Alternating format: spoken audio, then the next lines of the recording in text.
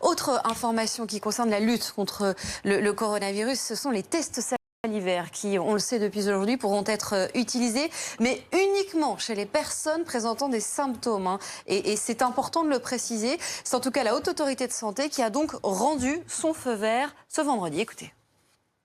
Nous autorisons, notre avis autorise l'usage des tests salivaires à réserver en priorité à ces personnes pour qui le test dans le nez est difficile.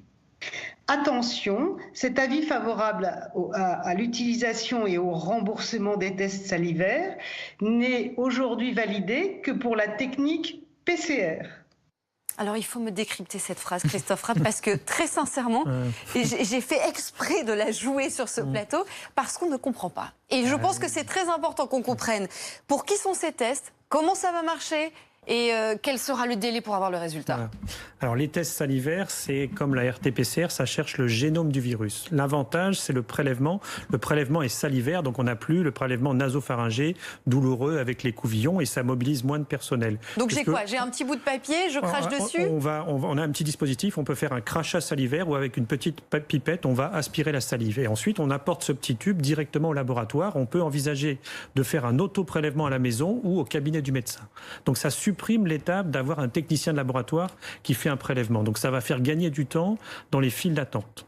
Ensuite, c'est une RT-PCR, c'est-à-dire que ça utilise la même machine que la PCR nasopharyngée. Et donc en termes de délai de rendu, on a le même problème. Si on est à 2 jours, 4 jours, 5 jours, on ne gagne pas de temps sur le rendu. On gagne du temps dans la première étape qui est la file d'attente au laboratoire et l'acceptabilité puisque c'est moins douloureux. Donc ça sera recommandé pour les enfants, les personnes âgées ou les personnes ayant des troubles psychiques. Donc ça c'est un confort pour les patients. Le résultat n'est pas plus rapide? Non, le résultat, ça passe dans la même machine que le test de référence actuellement. Il ne s'agit pas d'un test rapide. Les tests rapides, on pourra en parler, ils vont arriver, ils ne sont pas encore validés.